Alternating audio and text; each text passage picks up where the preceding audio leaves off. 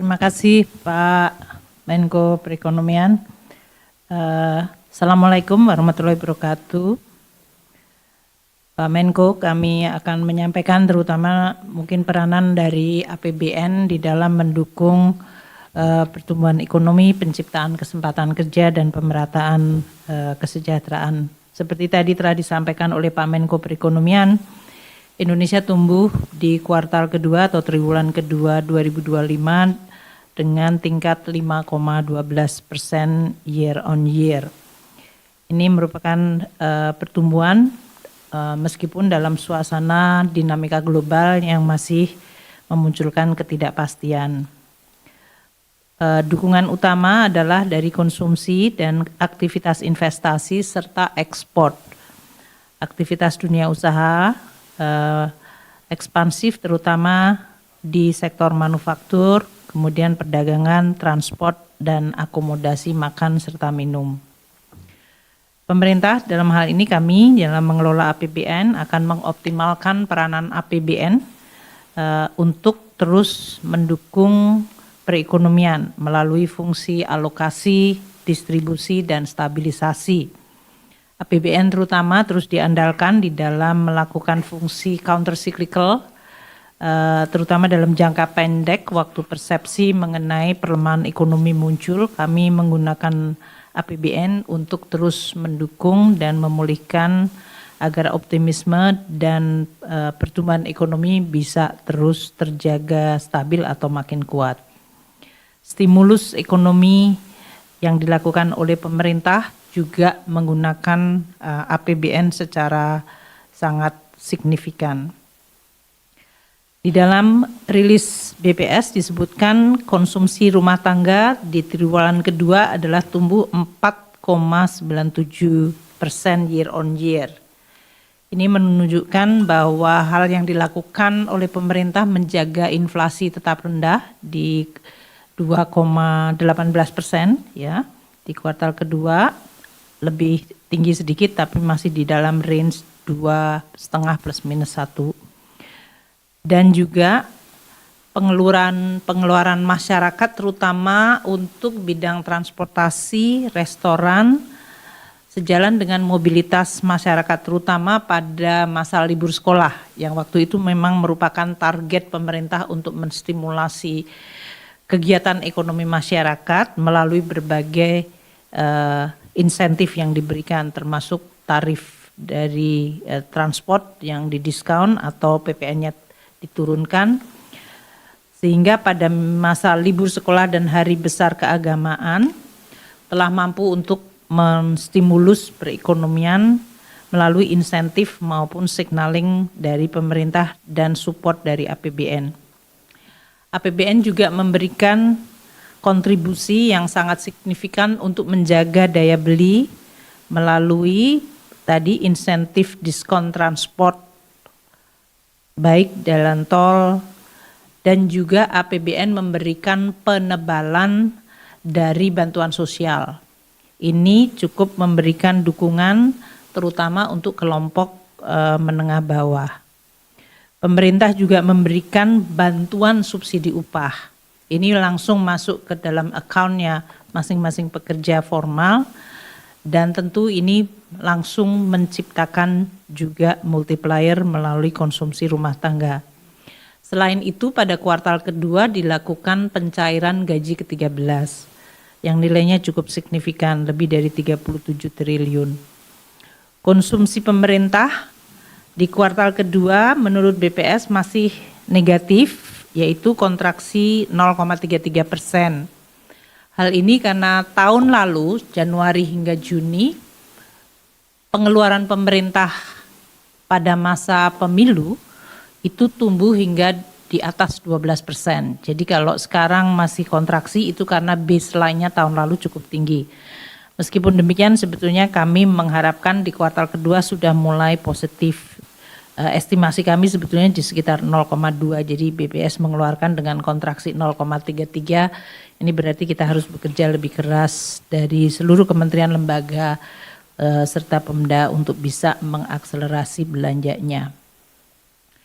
Meskipun demikian, kalau kita lihat kontraksi 0,33% year on year ini lebih baik dibandingkan kondisi belanja pemerintah di kuartal 1 yang waktu itu memang masih merupakan adjustment dari kabinet baru di mana belanja pemerintah mengalami kontraksi hingga 1,37%. Tentu nanti ini kita akan lihat di semester kedua. Konsumsi pemerintah dalam hal belanja pemerintah terutama untuk menjaga konsumsi masyarakat, ini kalau kita lihat tahun lalu 12,2% di 2024 Januari Juni, jadi baseline-nya memang sangat tinggi dibandingkan tahun-tahun sebelumnya.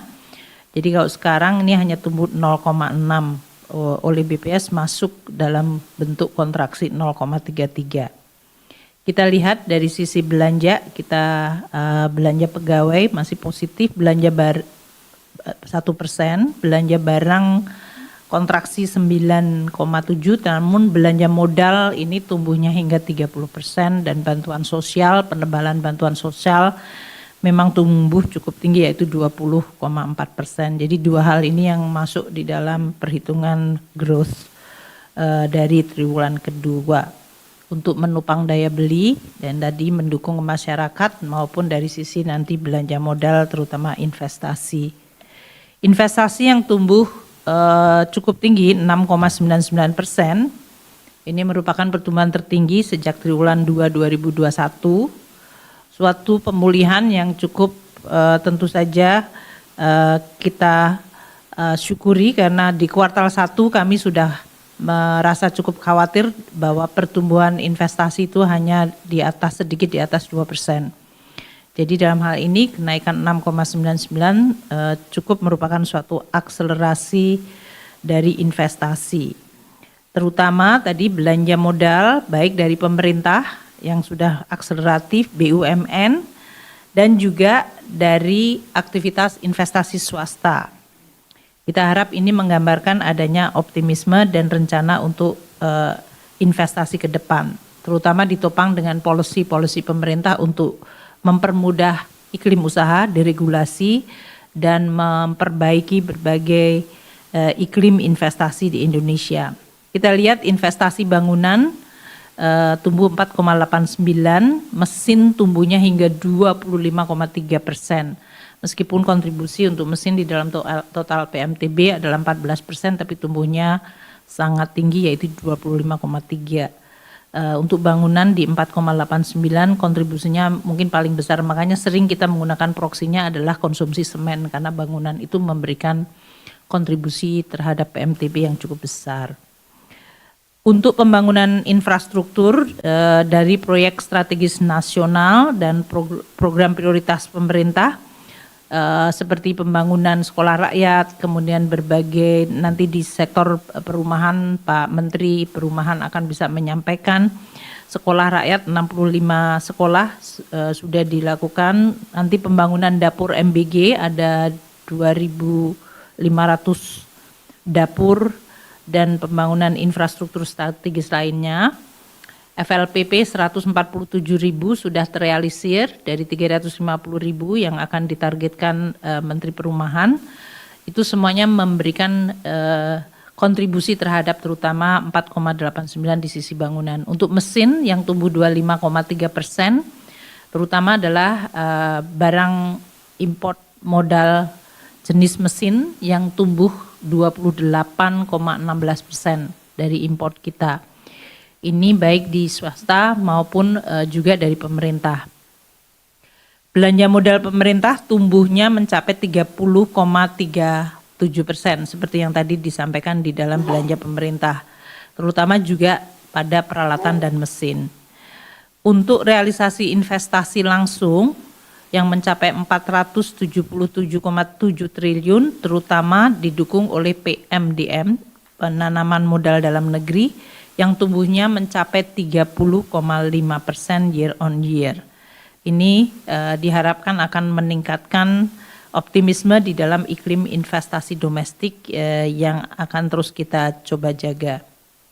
Ekspor juga tumbuh cukup tinggi yaitu 10,67. Ini di tengah-tengah Presiden Trump mengumumkan tarif retaliasi atau Liberation Days tarif.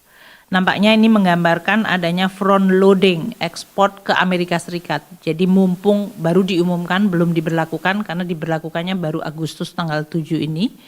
Jadi banyak pesanan ekspor sebelum kenaikan tarif itu dilakukan bahkan sesudah terjadi pengumuman tersebut.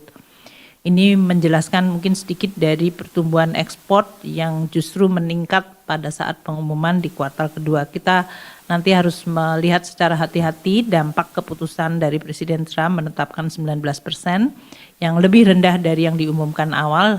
Kita harapkan momentum akan terjaga di kuartal ketiga dan keempat. Ekspor jasa tumbuh tinggi 11,17%. Nanti Ibu Widi akan menyampaikan mengenai kunjungan wisatawan mancanegara karena ini adalah termasuk dalam ekspor jasa. Import juga tumbuh tinggi di 12,17%,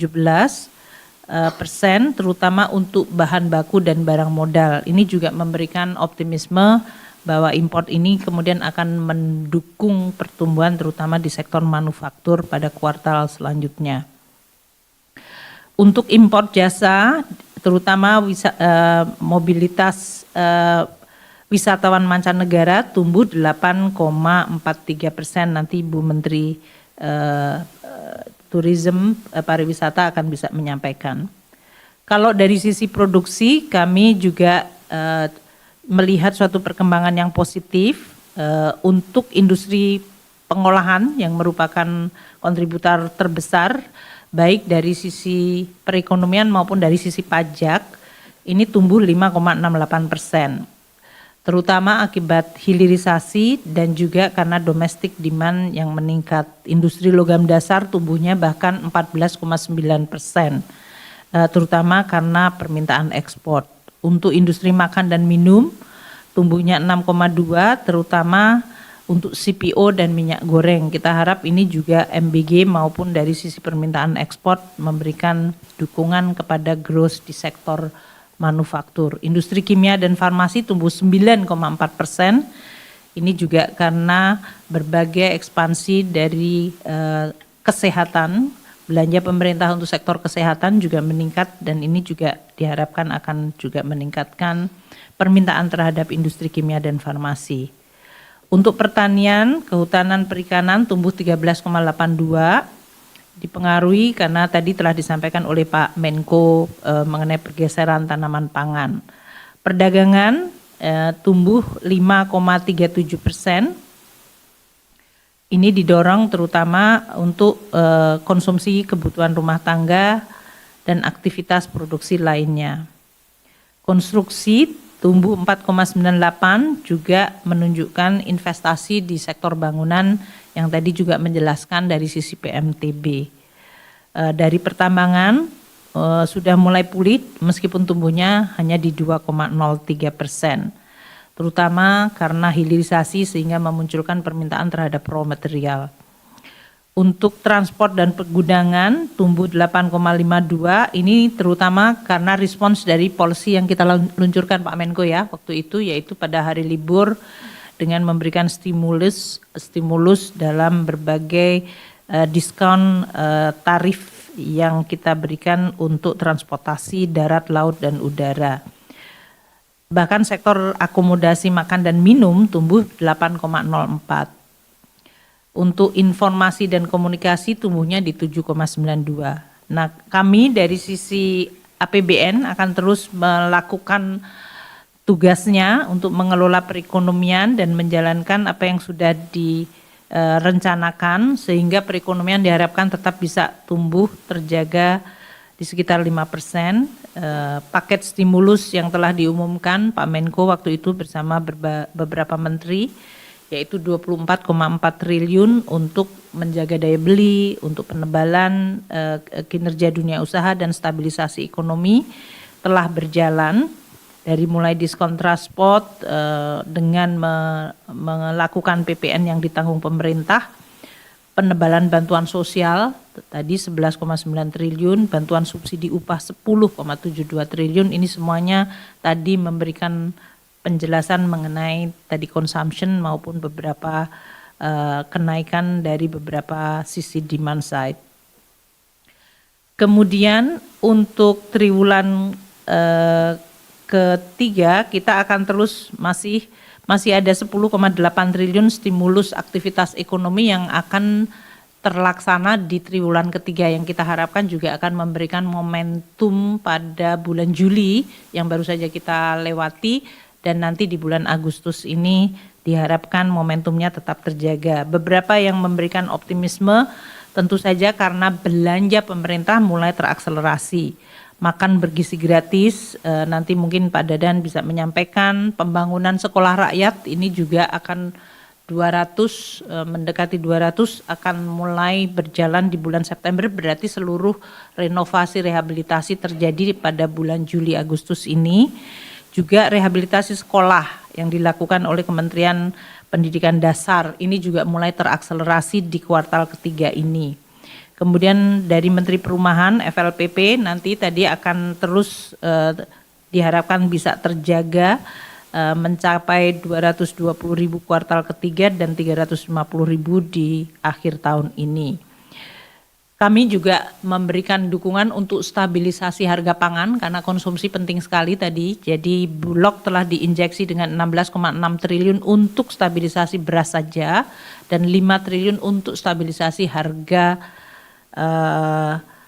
jagung, serta deregulasi di sektor pertanian untuk pupuk yang menyebabkan musim tanam bisa terjaga dengan ketersediaan pupuk yang bersubsidi.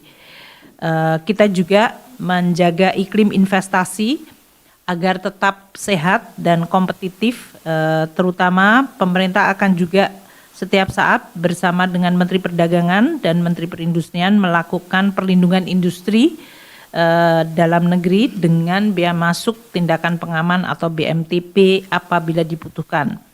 Ini sangat penting di dalam rangka kita untuk tetap menjaga competitiveness dari industri manufaktur kita. Kemudian untuk administrasi perpajakan juga disimplify, terutama untuk penyelenggaraan perdagangan melalui sistem elektronik atau PMSE yang akan bekerja sama dengan kami di dalam pemungutan PPh pasal 22. Tidak ada pajak baru atau tarif baru, hanya administrasinya disederhanakan dan dimudahkan. Kita akan terus bekerja sama dengan seluruh kementerian lembaga di bawah Pak Menko untuk perluasan deregulasi, relaksasi, efisiensi, sehingga dia terus akan mendorong investasi di dalam negeri. Di bidang perpajakan, pajak dan bea cukai, kami terus melakukan perbaikan administrasi dan juga terus melakukan perbaikan dari sisi kebijakan. Percepatan penetapan tarif perlindungan dari 40 menjadi 14 hari itu di dalam rangka kita mengintegrasikan sistem pengawasan melalui CAISA Bea Cukai dengan Kementerian Perdagangan di dalam rangka untuk menjamin kelancaran arus barang dan menekan biaya logistik. Untuk semester kedua Pak Menko, kami akan terus memonitor pelaksanaan APBN. APBN akan terus dioptimalkan di dalam menjaga momentum pertumbuhan. Tentu salah satu kepastian adalah penurunan tarif dari 32 menjadi 19% dari Amerika Serikat. Kemudian APBN akan melakukan counter cyclical di semester kedua. Kita akan melihat nanti penyerapan dari MBG, akan ada 30.000 lagi dapur dibangun, sekolah rakyat 200 akan terrealisir, FLPP 350.000 hunian layak, serta tadi KUR untuk kontraktor dan UMKM dan juga untuk dari sisi demand-nya. PPN DTP yaitu PPN untuk rumah komersial yang selama ini telah diberikan akan diteruskan sampai dengan akhir tahun, diperkirakan akan ada 32.000 unit rumah komersial yang akan menikmati PPN DTP hingga 2 miliar rupiah. Kita juga akan terus mendorong penyaluran kredit usaha rakyat, diperkirakan semester 2 287,8 triliun akan tersalurkan, dan Pak Menko bersama kami semuanya sedang menggodok untuk stimulus di sekitar liburan Nataru. Ini akan dilakukan juga nanti, semoga bisa diumumkan lebih cepat sehingga masyarakat bisa melakukan planning untuk perjalanan pada akhir tahun. Koperasi Merah Putih juga diperkirakan akan mulai beroperasi. Kami akan terus mendukung melalui penempatan dana di bank perbankan dan juga investasi di kawasan ekonomi khusus yang diharapkan akan tidak hanya mendorong growth tapi juga mentransformasikan ekonomi Indonesia. APBN pada paruh kedua, semester kedua ini masih ada 2.121 triliun yang rencananya akan dibelanjakan dalam 6 bulan. Tentu kita tetap melihat kualitas belanja harus tetap baik, tata kelola menjadi baik dan tidak ada korupsi sehingga angka 2.121 triliun benar-benar bisa dirasakan manfaatnya oleh masyarakat. Mungkin untuk penutup bahwa World Economic Outlook dari IMF untuk tahun 2025 ini agak direvisi ke atas dari 2,8 ke 3%. Ini juga mungkin dengan perbaikan outlook dari perekonomian kita di kuartal ketiga dan keempat, sambil terus menjaga momentum kuartal kedua yang sangat baik ini, diharapkan akan bisa memberikan optimisme dari perekonomian Indonesia di dalam menghadapi kondisi yang memang masih cukup menantang secara global. Terima kasih Pak Menko.